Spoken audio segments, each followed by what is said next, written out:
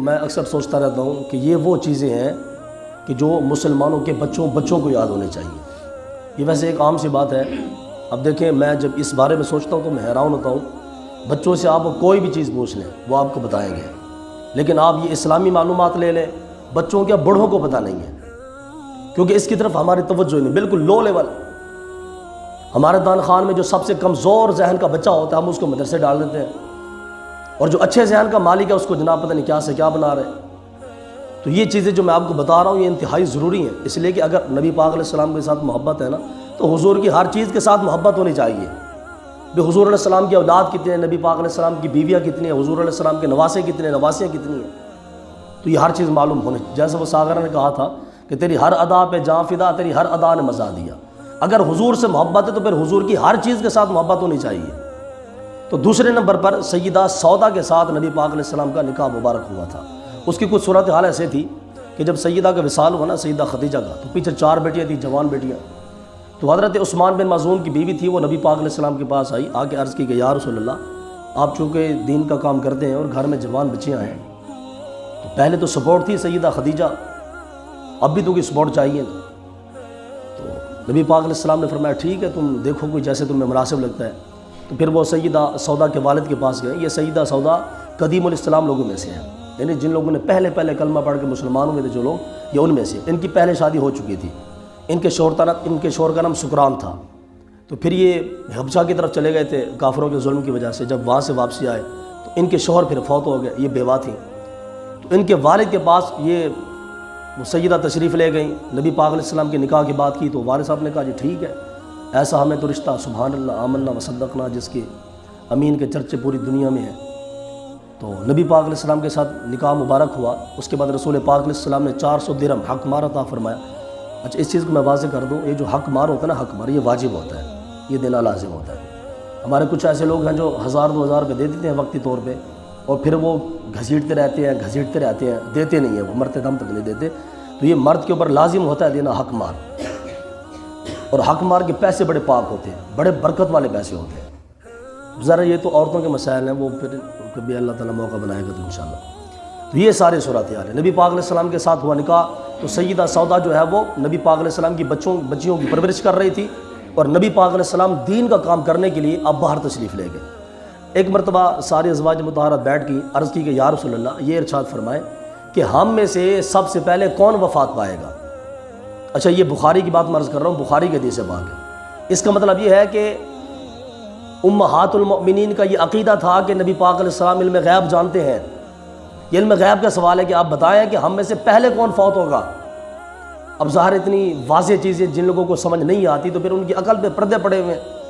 وہ جو کسی نے کہا کہ بے عشق نبی جو پڑھتے ہیں بخاری، بے عشق نبی جو پڑھتے ہیں بخاری، آتا ہے بخار ان کو، آتی نہیں بخاری۔ ہو جب بندے نے بخاری آنا ظالمان، تو بالکل واضح حدیثہ موجود ہے۔ تو نبی پاک علیہ السلام نے فرمایا کہ تم میں سے جس کے ہاتھ سب سے زیادہ لمبے ہیں اس کا وفات ہوگی، سب سے وہی وصال کرے گی۔ تو ازواج مطہرات نے آپس میں ایسے ہاتھ ملانے شروع کر دیے، تو ہوا یہ کہ وصال پہلے کسی کا ہو گیا، تو وہ جس کے ہاتھ لمبے تھے اس کا وصال نہیں ہوا۔ تو ازواج مطہرات پریشان بھی، ہاتھ سے زیادہ لمبے سیدہ سودا نے وصال کسی اور دا ہو گیا۔ تو پھر انہوں نے آپس میں بیٹھ کے مشاورت کی کہ یہ کیسے ہو سکتا ہے کہ رسول اللہ کا فرمان جھوٹا ہو جائے۔ تو پھر اس کی تعبیر یہ نکالی ازواج مطہرات نے کہ حضور نے جو فرمایا تھا نا جس کے ہاتھ لمبے ہوں گے، اس سے مراد یہ ہے کہ جو عورت اللہ کی بارگاہ میں زیادہ صدقہ کرنے والی ہوگی وہی اس کا وصال ہوگا پہلے۔ تو پھر یہ سیدہ سودا کا وصال ہوا تھا، کیونکہ یہ اللہ کی بارگاہ میں بہت مال خرچ کرنے والی تھی۔ ایک مرتبہ عمر بن خطاب نے تھیلیاں اشرفیاں بھیجیاں، بڑا پاکٹ بنا کے جناب سارا، تو سیدہ سودا کے پاس۔ تو آپ نے فرمایا کہ یہ کیا ہے؟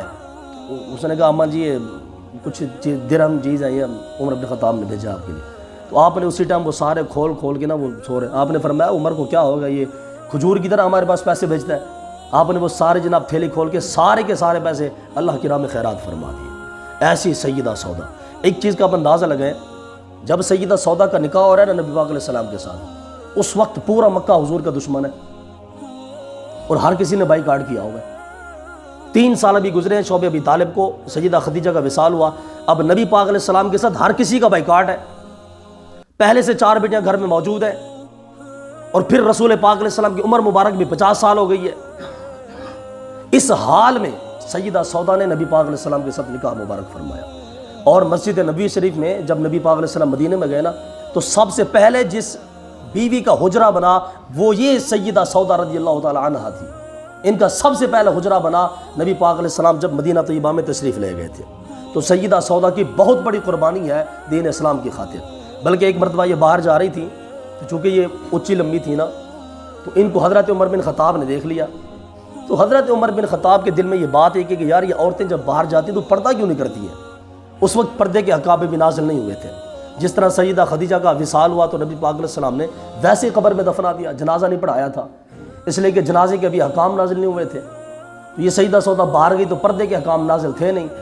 تو جناب عمر بن خطاب نے دل ہی دل میں عرض کی کہ یا اللہ تو کوئی پردے کا انتظام ہی فرما دے، کیونکہ جو بندہ ہے نا غیرت مند اس بندے کی آنکھ میں حیا ہوتی ہے، چاہے وہ اپنی بیٹی ہو چاہے وہ کسی کی بیٹی ہو، یہ غیرت مند کی نشانی ہے۔ ہم نے ایسے اپنے بزرگوں کو دیکھا ہے کہ جب ان کے پاس عورتیں آتی ہیں ان کے اوپر آنکھ ہی نہیں اٹھتی، وہ بیچارے بیٹھے رہتے نیچے۔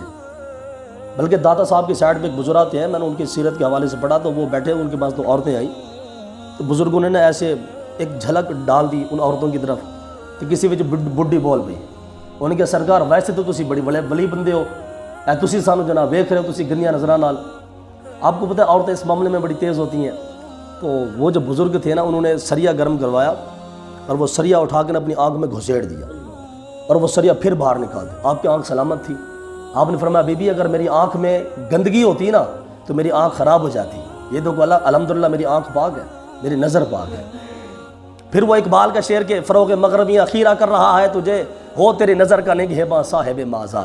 جس بندے پر رسول اللہ کی نظر کرم ہوتی ہے نا اس بندے کی نگاہ کبھی خراب نہیں ہو سکتی۔ سرکار یہاں تو مولوی ایک اچھی لڑکی دیکھ لے تو ہفتہ کی نمازیں برباد ہو جاتی ہیں۔ آج کل ہمارے جو معاذ اللہ ثم معاذ اللہ، چونکہ میں مذہبی بندہ ہوں ایسے معاملات ہمارے پاس آتے رہتے ہیں۔ یہ سارے صورت ہے۔ تو سیدہ سودا کا دوسرے نمبر پر نبی پاک علیہ السلام کے ساتھ نکاح ہوا تھا اور نکاح بڑے مشکل حالات میں ہوا تھا۔ میں کہتا ہوں کہ جن جیسی قربانی ان لوگوں کی ہے نا دین اسلام کے ساتھ ویسی کسی کی ہو نہیں سکتی۔ اور اللہ تعالیٰ فرما رہا ہے کہ اے میرے نبی کی بیویوں، اللہ نے تمہیں ایسی شان عطا فرمائی ہے کہ تمہاری جیسی عورتیں پوری کائنات میں ہو ہی نہیں سکتی ہیں۔ لیکن آج پاکستان میں دکھ کی بات ہوئی ہے، پاکستان میں حضور علیہ السلام کی بیویوں کو گالیاں دی جا رہی ہیں۔ نبی پاک علیہ السلام کے ازواج کو جو امت کی مائیں ہیں ان کے بارے میں برا بھلا کہا جا رہا ہے۔ کوئی سنبھالنے والا نہیں ہے، کوئی روک ٹوک کرنے والا نہیں ہے۔ اہل بیت کرام کی گستاخی ہو رہی ہے، صحابہ کی گستاخی ہو رہی ہے، اور جناب معاذ اللہ قرآن کی گستاخی ہو رہی ہے، خود نبی پاک علیہ السلام کی گستاخی۔